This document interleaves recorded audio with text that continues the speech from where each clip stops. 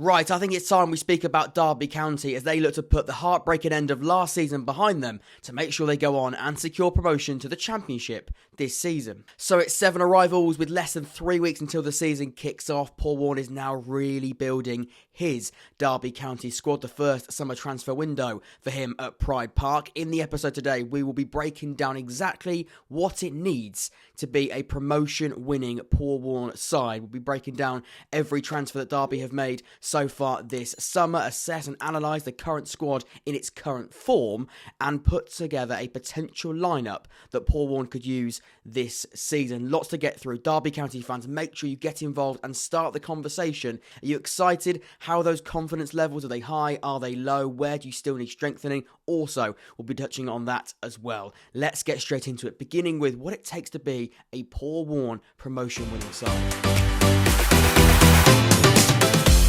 So there's no denying that Paul Warne is a promotion specialist, especially at League One level. In his 5 seasons as Rotherham manager, he got them promoted out of League One to the Championship 3 times, twice automatically and once through the playoffs. When I think of a Paul Warne side, I think well-structured, physical and experienced. And when we analyse the Rotherham sides that have been promoted under Paul Warne, they're robust, there's lots of physical elements, and the intention to play direct and counter quickly is always there. When we look at Derby and their transfers so far during this window, I think it's a great blend of players that fit the system well and an abundance of experienced League One and Football League professionals. I said it in the video that I did with Tom recently. Go and watch that one, by the way. We discuss and look ahead the new season together, and Derby do get a real mention because you look at their transfer business, and we'll break it down in more detail in just a second, but they are just full now of experienced pros at this level. They've been and they've done it.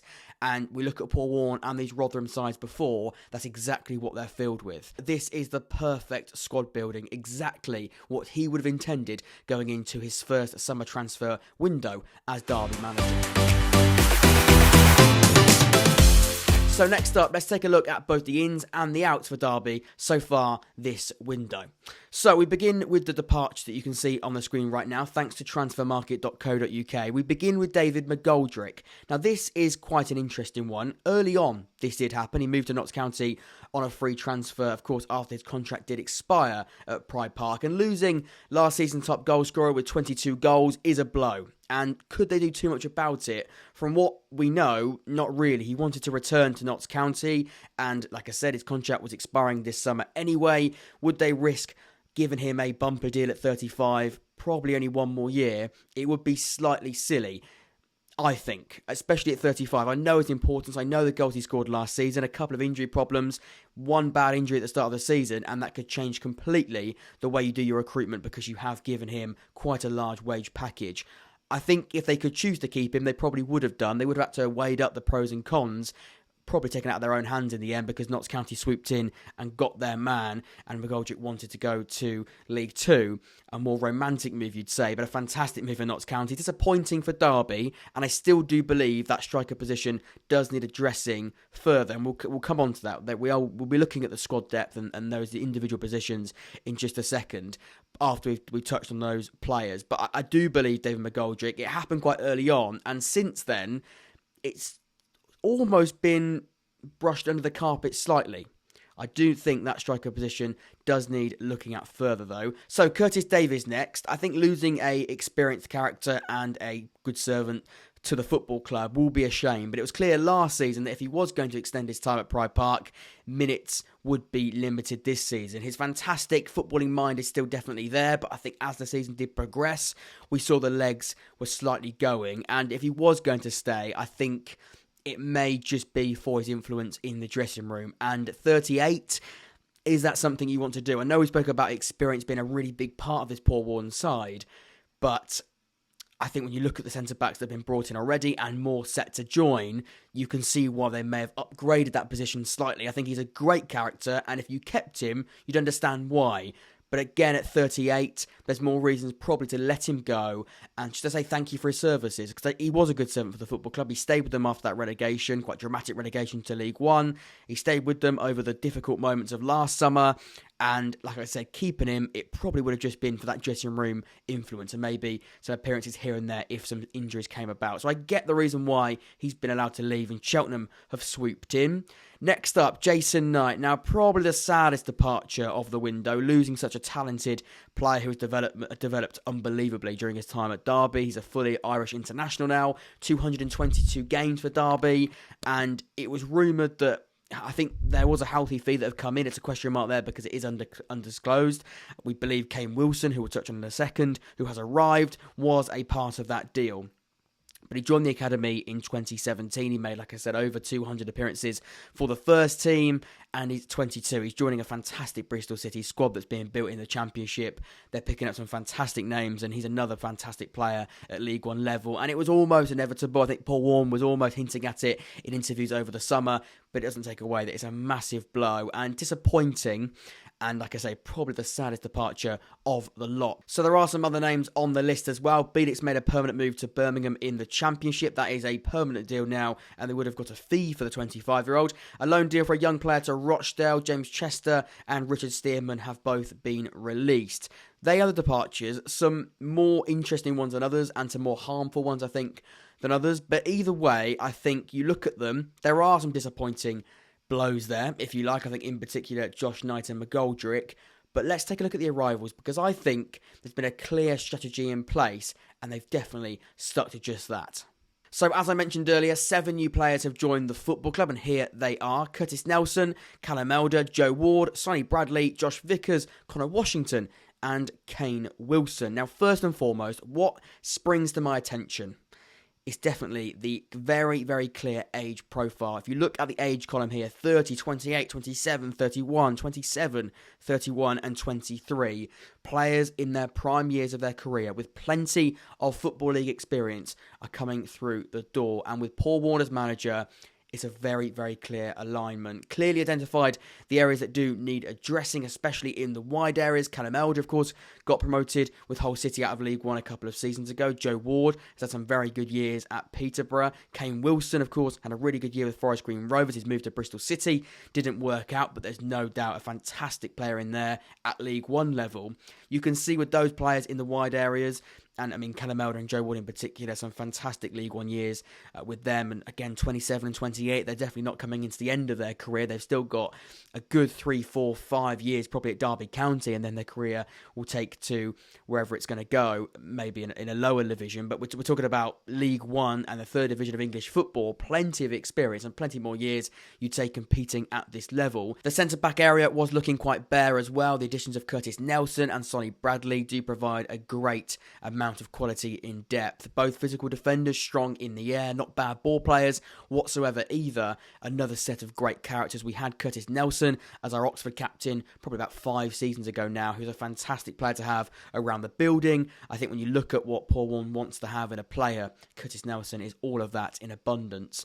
I imagine all of them are, but I do remember Curtis Nelson quite well at Oxford, and he certainly did have those elements of attitude and sort of footballing behaviours that Paul Warne is definitely all about. Of course, so far, Conor Washington is the only striker to join the football club. I do expect more additions in that striker area. We'll come on to squad depth in just a moment, but you'll see that front line does need some more players. McGoldrick leaving, Conor Washington coming in. I don't think it's going to be quite enough, and not enough goals in that front line. We'll come on to squad depth right away. Let's take a look at the squad now in its current form and break down the depth in those positions.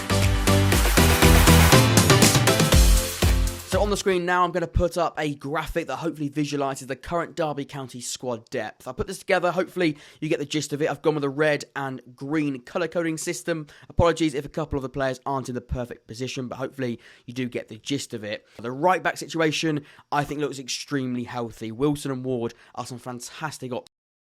Right wing back. I look at the centre back area as well. Cashin, Nelson, Rooney, Bradley. These players are fantastic. I think they probably could do with one more. Left back, they've got Elder, Again, I think he's a fantastic player, but if there's an injury there, I struggle to see what they could do. But that's what I've gone with there. I think what we can see is the depth is looking pretty healthy in most areas. Goalkeeper department, fine. Midfield, generally okay. I think, like I say, one more central midfielder would be fantastic. I think striker is definitely priority, and then a left-back and a centre-back should also be on the list as well. I look at those striker options. They need one more out-and-out striker that's going to score you 20-plus goals. They do need almost a David McGoldrick. I think that's probably where they're lacking. But other than that, they look in fantastic shape.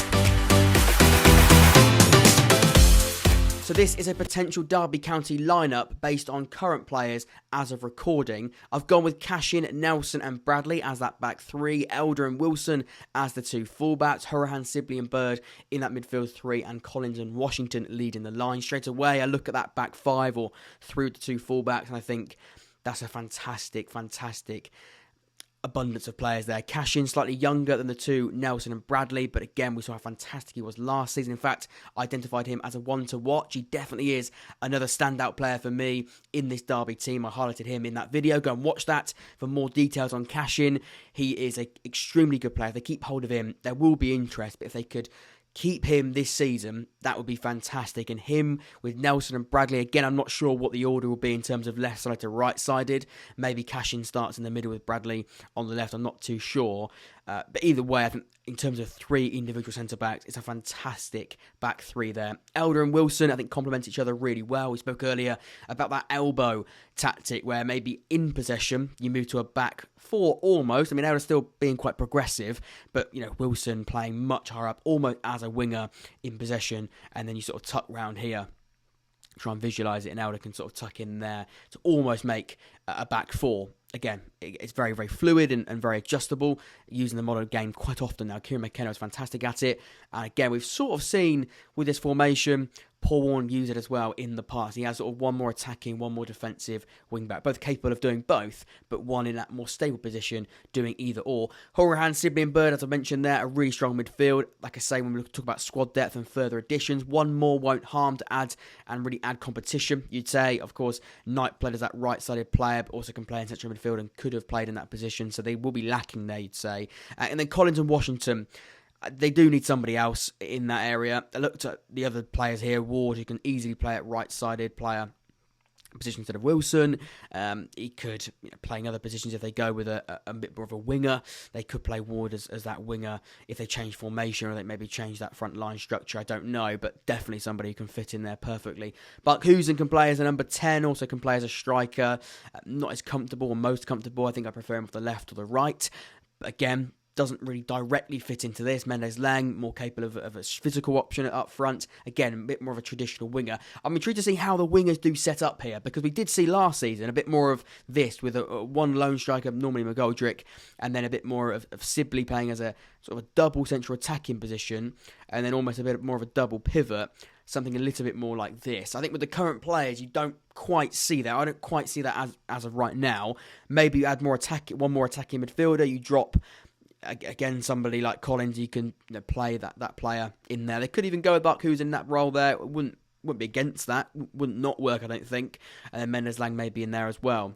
I think when summarising, the biggest takeaway for me is that very clear alignment between Paul Warne's very successful philosophy in Sky Bet League One and the very clear recruitment strategy shown so far during this summer transfer window. Talk about a very clear alignment. I think between the two, that works perfectly well. The proven quality and calibre of player across the squad is really encouraging, and the identity is so positively foreseeable. And lastly, I think when analysing on last season, they would have learnt so many lessons, and the frustrations of the end of the campaign will definitely be at the back of their minds. The managers, the players and the fans.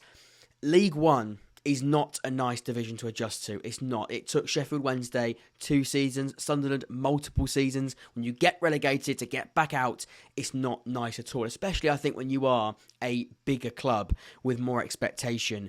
But when everybody does pull in the same direction, success is more likely, 100% more likely. And I look at what's been done so far, it is, I imagine, for a Derby County fan, quite exciting. Still work to be done, of course, and it won't be easy whatsoever. because the competitivity of this league is definitely one of the hottest it's ever been. But I do believe they've got lots of ingredients and plenty of ingredients to be one hell of a team next season. Let me know in the comment section down below your thoughts, Derby County fans. Maybe we have some other League One supporters. Let me know your thoughts in the comments below. Maybe you have some opinions on Derby. Maybe it won't be so easy. Maybe you also agree to think that this could be one season to remember for Derby. Do let me know. Subscribe and leave a like. Derby fans, if you did enjoy it, please show your support by doing that. 100 likes would be incredible. Subscribe so you never miss an episode of the podcast. Until next time, I've been Jack. This has been the Jack Ward Football Podcast, and I will see you all very, very soon. Take care.